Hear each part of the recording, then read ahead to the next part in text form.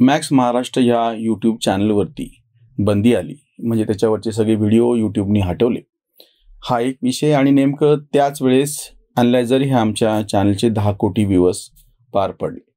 या दोन्ही निमित्तानं मला एक थोडासा या सोशल मीडियाच्या बाबतीतला मुद्दा तुमच्यासमोर ठेवायचा. आम्ही वारंवार यापूर्वीसुद्धा जेव्हा पहिल्यांदा 1 कोटीचा टप्पा पार केला होता तेव्हाही मांडला होता आणि त्याचा दुसरा पैलू आता मॅक्स महाराष्ट्राच्या निमित्तानं समोर आलेला होता. मॅक्स महाराष्ट्र खरं तर ते यूट्यूब चॅनल आहे मराठीतलं एकमेव की ज्याला सगळ्यात जास्त सबस्क्रायबर 8 लाखापर्यंतचे सबस्क्रायबर होते. त्याच्यापेक्षा कमी सबस्क्रायबर 5 लाखापर्यंत भाऊ तोरसेकरांचे होते आणि आमचे 2.5 लाख सबस्क्रायबर आहेत. बाकीच्यांचे इतरांचे कमी आहेत. जास्त सबस्क्रायबर असताना, जास्त व्हिडिओ केलेले असताना 5 वर्षांपासून म्हणजे सगळ्यात जास्त काळपासून मॅक्स महाराष्ट्र चालू आहे आणि त्याच्यावरती ही वेळ का यावी. पण त्या तुलनेनं त्याचे व्ह्यूअर्स मात्र कमी होते 12 कोटी. म्हणजे 8 लाख सबस्क्रायबर आहेत तुमचे, त्याच्यानंतर तुमची व्हिडिओ पण जास्त आहेत आणि एकूण व्ह्यूअर्स टोटल 12 कोटीपर्यंत पोहोचलेले होते. भाऊ तोरसेकरांचे 5 लाख सबस्क्रायबर होते.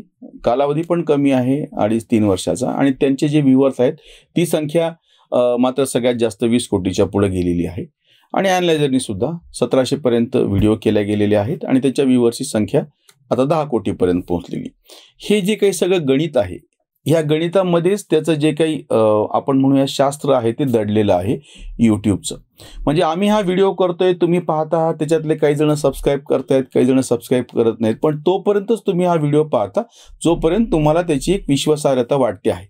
मत कुठलं मांडावं हा मुद्दा नाही, हा लक्षात घ्या. तुम्ही भाजपच्या बाजूने आहेत, भाजपच्या विरोधात आहेत, काँग्रेसच्या बाजूने आहेत, काँग्रेसच्या विरोधात आहेत, डावे उजवे हे सगळं चालत राहतं. लोकांना विरोधी मतं पण शांतपणे ऐकून घ्यायची सवय, विशेषतः मराठी प्रेक्षक जो आहे तो हे सगळं ऐकून घेतो.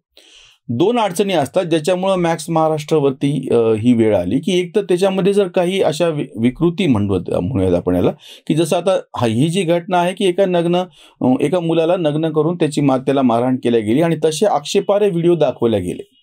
म्हणजे काही जे निकष ठरवलेले कम्युनिटी गाईडलाईन्स ज्याला आपण म्हणतो, ह्याच्या सरकारचा संबंध नंतर येतो. पहिले यूट्यूबनी काही गोष्टी अशा ठरवलेल्या आहेत की अशा पद्धतीचे तुम्ही व्हिडिओ बीभत्स ज्याला आपण म्हणतो, किंवा रक्त आहे, प्रेत दाखवलेलं आहे, किंवा ज्या मुलीवरती बलात्कार झालेला आहे तिचं नाव घेतलं गेलेलं आहे, किंवा तिचा चेहरा दाखवला गेलेला आहे, किंवा तिच्या शरीराची जी विच्छिन्न झालेल्या शरीराची अवस्था दाखवल्या गेलेली आहे.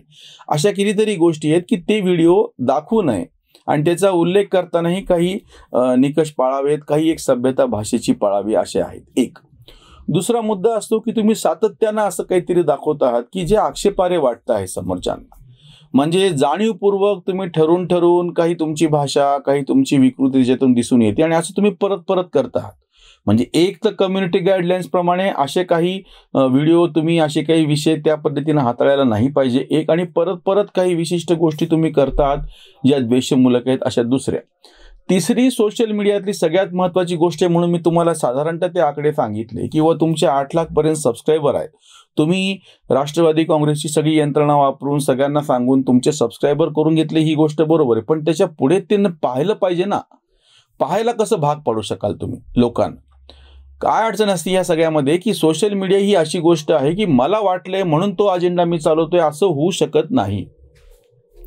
लोकांच्या समोर सातत्यानं तुम्हाला राहायचं असेल तर लोकांशी संबंधित, लोकांच्या जिव्हाळ्याचे असलेले, आस्थेचे असलेले काही विषय आणि तुमच्या बाबतची किमान विश्वासार्हता, ह्या गोष्टीच्या शिवाय पुढे जाता येत नाही. एखादं खोटी गोष्ट आहे आणि मी वारंवार सांगत असेल तर मला लोक पाहणार नाहीत, किंवा उलट काही एक धोरण ठरवलेलं आहे आणि कोणावरती टीकाच करायची तर ते पाहिलं जात नाही.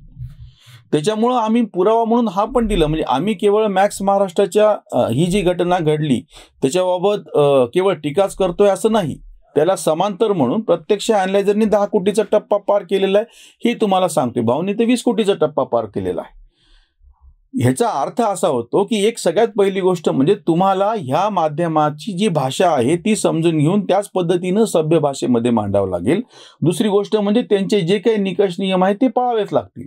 हे यूट्यूबचे नियम होते ते पाळावे लागतील. सरकारचे पण आपल्याकडे काही नियम आहेत आणि त्याहीपेक्षा अजून पुढची गोष्ट म्हणजे ज्याला आपण किमान सभ्यता अशी म्हणतो. भाषा कशी वापरावी, शिव्या कितपत आणि कशा पद्धतीच्या द्याव्यात किंवा खरं तर देऊच नाहीत. आणि तिसरी महत्त्वाची गोष्ट म्हणजे काही जी एक विकृती असते त्याला किती तुम्ही फार असं प्रोत्साहन देणार आहात. तुम्हाला समाजामध्ये हे जे काही कितीही व्यावहारिक पातळीवरती आपण माध्यमांना नेणार असलो तरी त्याला एक अशी मर्यादा आहे की तुम्ही व्यवहार आहे, कुठून तरी कोणी पैसा देतोय म्हणून तुम्ही असे काही व्हिडिओ करताय आणि लोक ते पाहतीलच असं गृहीत धरू नका. म्हणून मी ते उदाहरण सांगितलं की 8 लाख सबस्क्रायबर राष्ट्रवादी काँग्रेस आणि त्यांच्या समर्थकांनी मिळून तुम्हाला करून दिले होते, पण त्याचा अर्थ असा होत नाही की तुम्हाला त्याचा उपयोग करता आला. इतक्या मोठ्या हक्काच्या सबस्क्रायबर्ससाठी तुम्ही काही चांगला कंटेंट त्यांच्या दृष्टीनं भला असलेला का असेना तो जर दिला असता तर कदाचित त्याचा फायदा झाला असता. ते घडलेलं नाहीये. अजून एक मला महत्त्वाचा मुद्दा आता तुम्हाला लोकांच्या संदर्भातच मांडायचा आहे, म्हणजे जे आमचे सगळे प्रेक्षक आहेत. म्हणजे आम्हाला 10 कोटी व्ह्यूज मिळाले म्हणून मी फक्त तुमचे आभार मानतोय असं नाही, की ही तुमच्यावर पण जबाबदारी आहे की तुम्ही अशा पद्धतीनं तुम्हाला जे आक्षेपार्ह वाटतं त्याचं रिपोर्ट केलं गेलं पाहिजे. त्याच्या बाबतीत बरं याच्या बाबतीत उलट पण घडलेलं आहे. काही लोक जाणीवपूर्वक याच्यावर चिखलफेक करतात. म्हणजे खरं तर तो व्हिडिओ प्रत्यक्ष तसा नसतो, पण खाली काहीतरी कॉमेंट सतत करत राहायची. मग अशा वेळी हे जे सगळी व्यवस्था आहे, म्हणजे आमच्याकडे सुद्धा उदाहरणार्थ अॅनलायझर आहे की मग आमची सगळी जी टीम आहे ते असे कॉमेंट करणारे लोक शोधून जाणीवपूर्वक एकाच पद्धतीचे कॉमेंट करायले, जाणीवपूर्वक त्यांना तिरस्कारच करायचा आहे, मग त्यांना रिपोर्ट केलं जातं आणि ते पण लोक बाहेर पडतात. जसं की आमची चूक झाल्याच्या नंतर ते व्हिडिओ डिलीट होतात, त्याचं मॉनिटायझिंग म्हणजे त्याचं उत्पन्न थांबतं. किंवा तिसरी गोष्ट म्हणजे आता सगळ्यात टोकाची भूमिका म्हणजे जी मॅक्स महाराष्ट्राच्या बाबतीत घडली की ते पूर्ण चॅनलच डिलीट होऊन जातं. हे आमच्यावर जशी कारवाई होती तसं उलट ठरून कोणीतरी विकृतीने जाणीवपूर्वक चिखलफेकच करायची, शिव्या द्यायच्या आहेत, आक्षेपच घ्यायचे आहेत, अशा जेव्हा कॉमेंट करतात तेव्हा ते रिपोर्ट केले जातात आणि ते नंबर किंवा ते जे आहे ते ब्लॉक केलं जातं. म्हणजे त्याला परत त्याच्यावरती कॉमेंट त्या नावानं तशा पद्धतीनं करता येत नाही. त्याच्यामुळे ही तुमच्यावर पण जबाबदारी. एक तर सगळ्यात मी सगळ्यांना सांगतो की खऱ्या नावानं काहीतरी खोटी नावं घ्यायची आणि त्याच्यावरतून त्या विकृत अशा टीका करायच्या, हे सगळं पूर्णपणे बंद झालं पाहिजे. सरळ स्वच्छ तुमचं जे काही नाव असेल, तुमचा जो काही हेतू असेल त्याच्यामध्ये स्वच्छ सभ्य भाषेमध्ये टीका करा. एक दुसरी गोष्ट म्हणजे हे जे आता सध्या चालू आहे की तुम्ही ह्याच्यावर टीका केली, त्याच्यावर का नाही टीका केली, ते बाजूला ठेवून प्रत्यक्ष जी टीका केलेली आहे त्याच्याबद्दलची मतं सांगा. असं समजूयात मॅक्स महाराष्ट्र यांना कायमस्वरूपी भाजप मोदीवरती टीका करायची आहे, तेच स्वातंत्र्य आपण मान्य करू. त्याच्यावरती त्यांनी टीकाच्या केल्याच्या नंतर तुम्हाला काँग्रेसमधलेही दिसत नाही का आणि तुम्हाला राष्ट्रवादीमधलेही दिसत नाही का, हे म्हणण्याला काही अर्थ नसतो. तसंच बाकीच्या पण बाबतीत होतं की तुम्ही बाबा काँग्रेस आणि राष्ट्रवादीवरती, राहुल गांधीवरती टीका करायला, मग तुम्हाला भाजपमधलं काही दिसत नाही का, या म्हणण्याला काही अर्थ नाही. यासाठी अर्थ नाही की प्रत्यक्ष कोणीही माध्यमातून आपण असं समजूयात की त्याचा हेतू व्यवस्थित आहे. जर टीका केलेली असेल तर त्याचा प्रतिवाद तशाच पद्धतीनं केला गेला पाहिजे.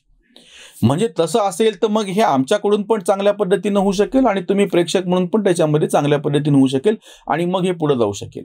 अजून एक ह्याच्यातला मुद्दा जो समोर येतो की आता आधुनिक तंत्रज्ञानाच्यामुळे, आम्ही हा वारंवार मुद्दा मांडत आलेलो आहोत, आधुनिक तंत्रज्ञानामुळे आता एखादी माहिती, एखादी गोष्ट कुणापासून फार काळ लपवता येत नाही. मॅक्स महाराष्ट्राने ठरवलेलं आहे अशा पद्धतीचा प्रचार चालवायचा आहे, किंवा असं समजा की अॅनलायझरनी ठरवलेलं आहे असा काही प्रचार चालवायचा आहे. हे लोक खपवून घेऊ शकत नाहीत.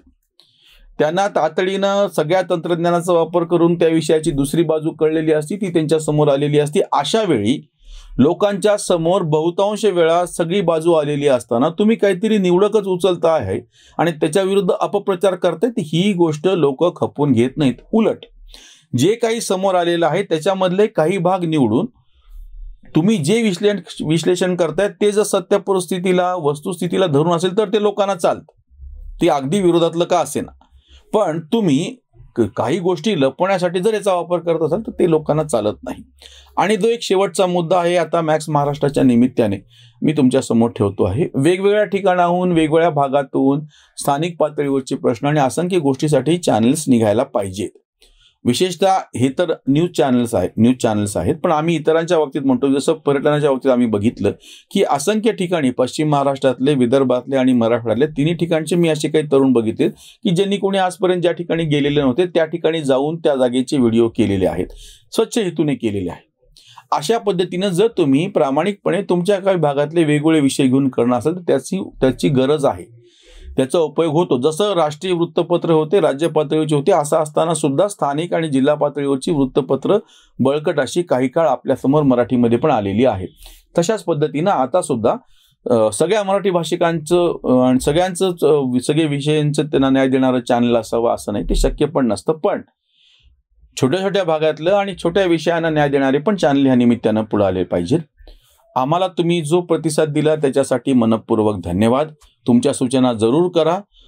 टीका करणाऱ्यांची हेतू स्वच्छ असतील तर त्या सगळ्या टीकेचं आम्ही नेहमीच मनपूर्वक स्वागत करत आलेलो आणि विकृतांना रिपोर्ट करत आलेलो. त्यामुळे त्यांना तशी संधी पुढे भेटू नये आणि त्यांनी पण तसं वागू नये ही आमची प्रामाणिक इच्छा. मॅक्स महाराष्ट्राच्या निमित्ताने सगळ्याच युट्यूबरनी हा धडा शिकायची गोष्ट आहे की तुम्हाला तुमचा एक विशिष्ट अजेंडा म्हणून चालवून आहे ते वातावरण दूषित करायचा कुठलाही हक्क हे प्रेक्षक, हे दर्शक देत नाही आहात. खऱ्या अर्थाने देत नाहीत. खऱ्या अर्थानं रिमोट हा त्यांच्या हाती आहेत. तुम्हीच खरे या सगळ्या मागचे सूत्रधार आहात. इथेच थांबूयात. धन्यवाद.